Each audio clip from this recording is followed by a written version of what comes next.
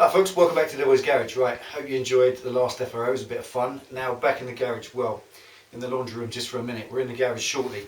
Now this is just to get some work done on Penny's bike, just to prep it up for it. It's not a project, we're determined this is not going to become a project bike because there's nothing much to do to it. We bought it because the other bike was a project bike constantly, there were always things going on with it, and in the end it became a pretty ornament and we couldn't ride it, or she couldn't ride it in anything other than perfect weather. So this is a bike really bought for everyday use. That's why it's an iron, because they're powder coated, you can ride them any old when, chuck over some muck off, hose them down, and they're ready to put in the garage. So all we've got to do with this really is we're trying to make it fit Penny's usage. So we've popped the levers on, we did a couple of videos on those, we changed the fluid because the brake fluid was manky and horrible, and a couple of other things we've got to do, and it's ready. So all we're going to do tonight is we're going to get the height adjusted. Every Harley rider does like to personalise their bike, and ask yourself the question, there really isn't any other manufacturer of bike or in the cruiser market that does as well as Harley. They are very generic as a frame and basic platform, and all the accoutrements around them, the seats, the shocks and everything else you can change to your own taste. So there we are, stick around, stay tuned and let's see what we're going to do tonight. Right, this was the first job. We didn't take this because it's just not important. This is the standard iron C. They come with just a basic solo C, and in the past Penny had an 883L, which is I guess the low, and they have a different seat, one of these. Now we got this from eBay for the princely sum of £40, which is fantastic. They're not very popular because they have this smaller issue. When we hold them side by side, you can see the difference in the two seats is quite clear. You get a shorter area here, this is longer, which indicates that the trough you sit in is effectively further forward by a good 4 inches, and there's less meat here. As you can see, it's a lot thicker.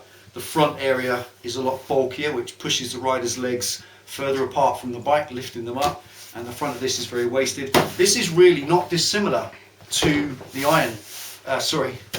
to the Nightster seat, which is very similar, but it comes a bit shorter.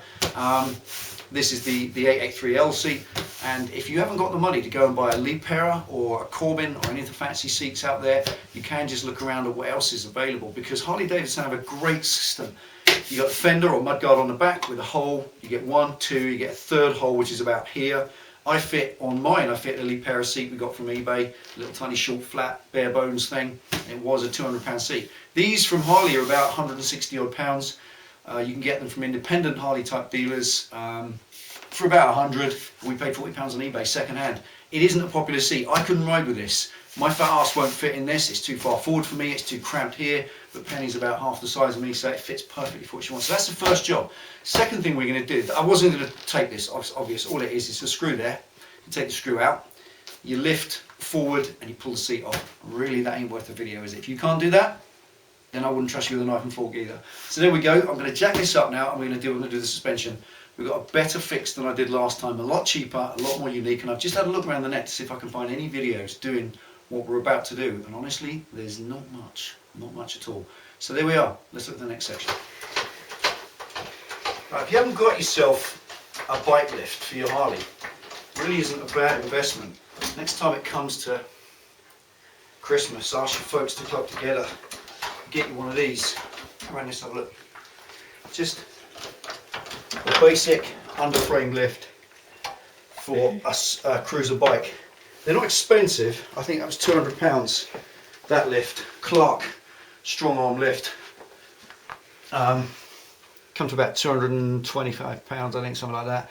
Really is a brilliant investment if you've got a Harley, because so much stuff you can do when you get the bike up in the air that you can't do on a trolley jack. Right, so the next thing what we're going to do is grab a trolley jack itself,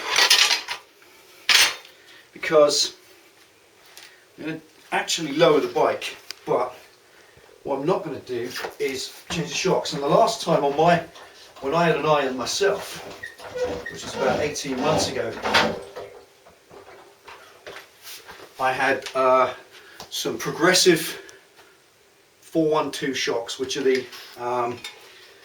pretty much the done thing at the moment. Progressive 412, progressive suspension 412 shocks, and they are rather amazing. But they are £275. Now my view is, for that kind of money, as time's gone on, certainly for me and Penny, things have changed. We haven't got the money we used to have, so we're finding different solutions now. And this solution has been probably something that we're not so sure is going to work. I haven't done this before, but it's these. Now, coming in close, man. I believe you've ever seen these before, but they're effectively a billet block, a billet lowering block.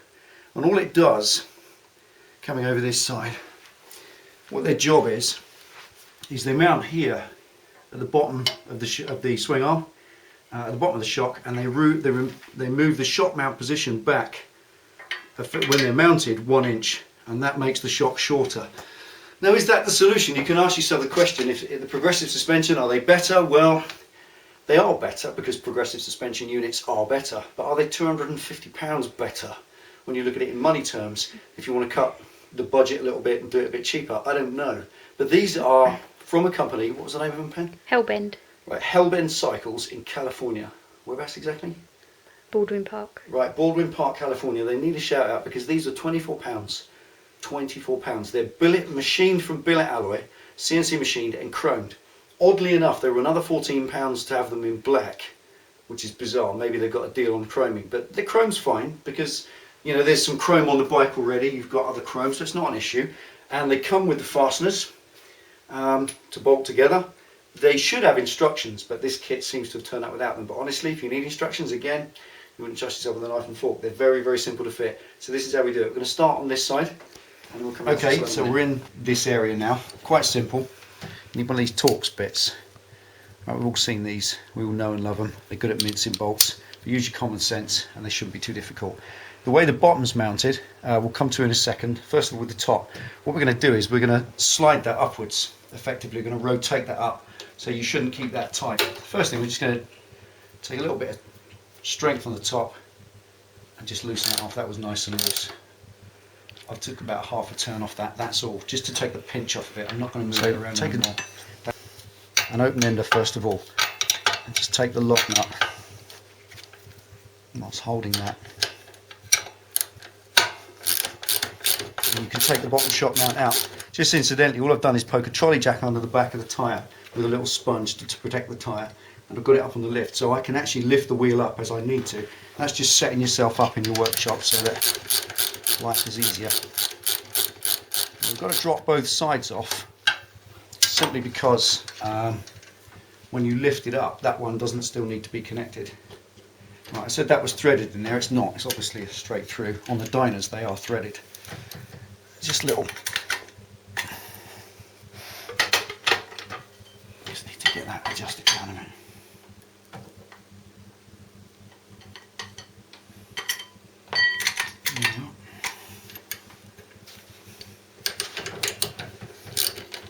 Press that out. And then there's our shoulder bolt out. So you just release the bottom of the shock. All that stays as it is. I've got it on the lowest at the minute anyway, but we can adjust that as we go. So that's there for a sec. Now, our block, they're not sort of marked left or right, but you can use your common sense. What you've got is something that's going to effectively move. Is that the other one? You can see which one it is. It's going to go like that. It's obvious which way it is. As you see, this little curvature here fits around that, and there's a little flap machined in perfectly there, which fits perfectly around here. So that just fits. You come in close, look where that snucks in. It is really a lovely fit. A very nice looking piece of kit. And obviously, I'm not going to mount the shock to it yet. Just have to bolt that in place. Now, the bolt's supplied. Need a washer on that. So these are just 3/4. And that just bolts into place. Draws that up quite nicely.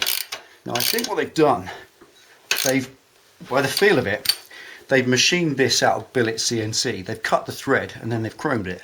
Naturally that adds a tiny, tiny, tiny layer of thick chrome or thin chrome inside the thread, because you can clearly see there's not bare alloy in there, that is thread. And that is as shiny chrome as that is on the outside. So that chrome adds a little bit, so it makes the thread ever so slightly smaller than it might normally be. But that means it draws up with a little bit of torque and it stays there. I've always found that to be true. So that one's fitted. Now we've got to undo the other side so that we can check the back up. Undo the top again.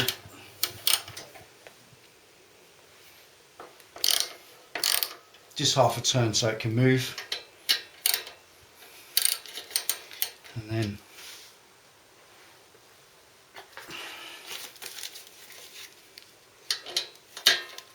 pipe.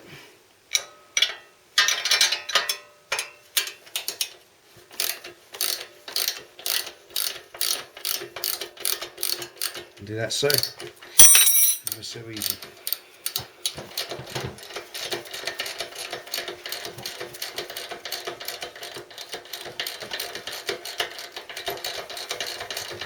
Okay, got the other side free. Now on this side you've got belt guard, and that's obviously the same width as a washer. So what you're going to do is pop that in. I'm going to mount that sans washer to get enough purchase on it. Now with all mine, with all these bolts, I'm just going to dot the top of them and watch them for a day or so. I can bolt in there. Now, because the manufacturer of this kit seems to not have considered, when they've machined this, they've just used the swing arm, they haven't machined it sympathetic of the fact you might have a belt guard. You should have a belt guard. So that means that the whole block is mounted about that much thickness in. So all I have to do, I'm just going to shim it out when I put the shock on into there, so that it brings the new face that we're going to bolt the shock against the same width as this face further out, like that. Okay, now all that leaves us to do is literally jack the bike up. Do you want to jack away, Ben? If you watch, that's the standard height, and we're jacking it up by that much. Keep going. That's it. Hold. That's it. So jack that up a good inch or so, and the shocks are laying down at a bit more of an angle. I'm going to pop a shim in there. New bolt. Wash on the outside, inside.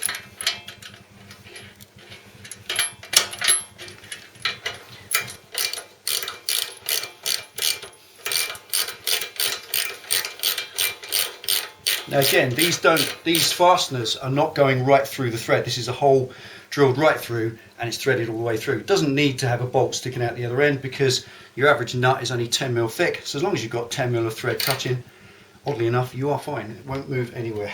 Now, that shock is not mounted any further out than it was before. All you've done is move it aft along the bike about 1 inch. I'm just going to nip these up gently, and then do the top ones up gently. And finally, I'm going to torque everything up. And fortunately, already got that one committed to memory.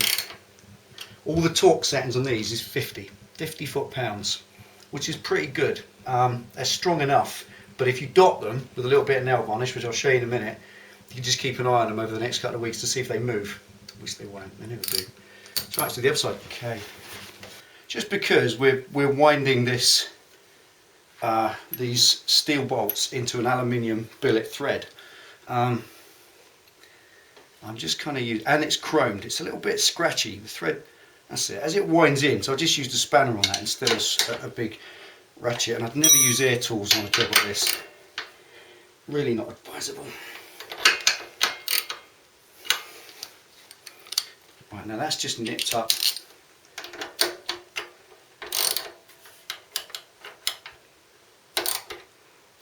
Hand tight for now. Okay, there we are. Right, already looks a bit lower. Just going to torque these up. This is quite important with the suspension. I always talk about, you know, that I don't torque things because you get a feel for it. Yeah, you do get a feel for it, but when it comes to suspension on a bike that vibrates like a Harley, it kind of pays to use a bit of common sense and just get the torque wrench out. There we are. I'm going to move 40 first of all. I tend to torque things in stages because I think you get a feel for it, and then if it starts to, it just kind of minces and goes round, you can feel it before you go too far. Right, that's 40 odd. 45. There we go. 50. That's it. Okay, and the rear ones on there. Now that's an alley thread, whereas this is into a steel thread. So I'm going to push these. I'm going to see what they feel like at about 30, because I think that's, bear in mind, alley threads grip hold of steel. 30's fine. That's fine.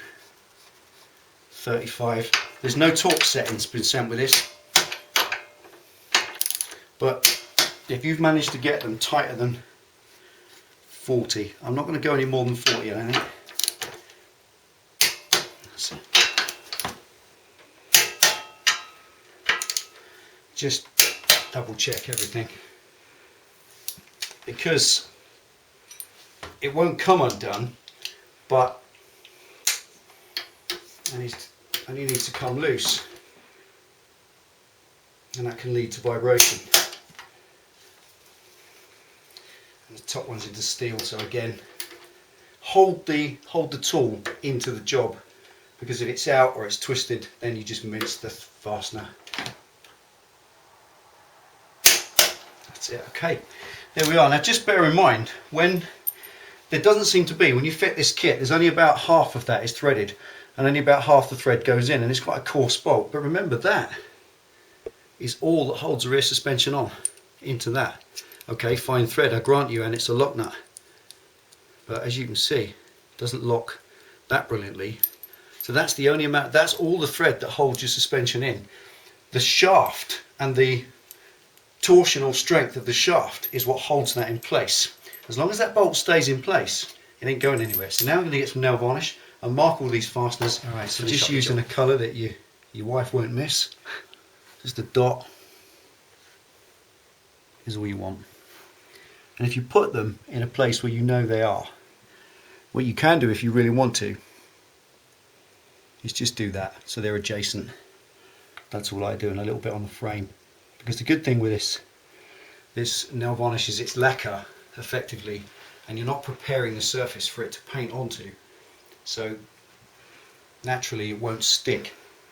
So you can put that there, and with a thumbnail you can scratch that off later on.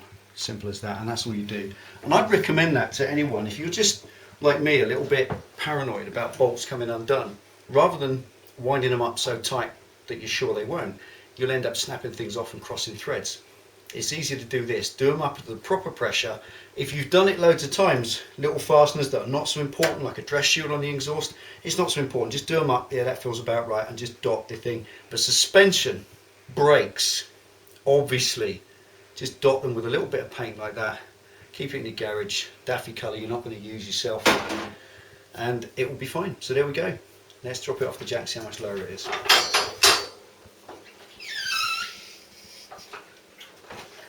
Okay. Now that, well, we know it's lower because the jack's stuck. Can't get the jack out. Hang a minute. The wheel off it. Right, so that is definitely a proof. Whoops. That's better. It jammed the jack. If ever that happens, just drop the back wheel on a block of wood or something, and then it rolls off it afterwards. But that's definite proof. Now, we didn't measure this. What I should have done, I guess, before we started, is you should have measured it from centre point to the swing arm, and then afterwards. But to be honest, they talk about it lowering an inch. It is definitely already lowered a considerable amount. And a little proof of it can often be how it sits on the side stand. It's sitting more upright now. So there we are. Now, if we come to this point here, you can see this gap between here is about 3 or 4 inches now. That was kind of up here before. Not a massive amount, but it's definitely made a difference. Laying the shocks further back, little blocks like that. Contact the company we said. Who is it again, Pen? Hellbend. Hellbend Cycles Engineering, something like that, isn't it? Hellbend Cycles. Say again? Hellbend Custom Cycles. Hellbend Custom Cycles in California, and ask them about these kits. £24. It costs us about another £20 in postage, so for just under 40 quid we've done that. And a new pair of short shocks, burley shocks, something like that would have been 190. 190 or 250 for progressive suspension, and that is definitely lower. So there we are. If you don't have the budget to do the job by putting lower shocks on, or you don't have the confidence to put lower shocks on it, or maybe you're not going to keep it very long, or you don't want to spend that much money on your bike, this is a great budget option. It really is. And at the moment, me and Penny are on a budget trying to recover from things and put a bike on the road without spending too much, and that's a great option. The shocks should work fine. Harley shocks work okay. I rode this back from where we bought it from 80 odd miles away, and It rode great around the corners. We had foot pegs down both sides on the roundabouts on the way back. It handles great. The rear shocks are okay. They're not inferior in any way. 13-inch shocks as they are at the minute. The other side of it is, if you have a pillion that you carry now and again, a lot of people ask me when we put the progressive shocks on, if you look at the old video we did, which was Time to Slam the 883 iron, that was the name of it. Time to Slam, that was the name, yeah.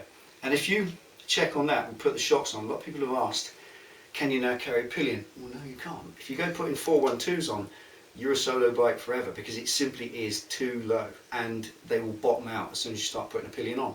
With an option like this, that in chatting and filming took about 15-20 minutes, but to do it yourself, if you're just quick and you've practiced it, I could have those off and then the original bolts back in about literally 5 minutes. So if you want to carry a pillion, now and again, you can just return them to the normal height and then drop them back onto a great cheap way to make it adjustable. So there we are. Thanks for tuning in to Delboy's Garage. This is Penny's bike preparation project. Ride safe, stick around, and we've got some more coming shortly, and some FROs as well, because they're just too much fun not to do. Take it easy, ride safe. See you next time.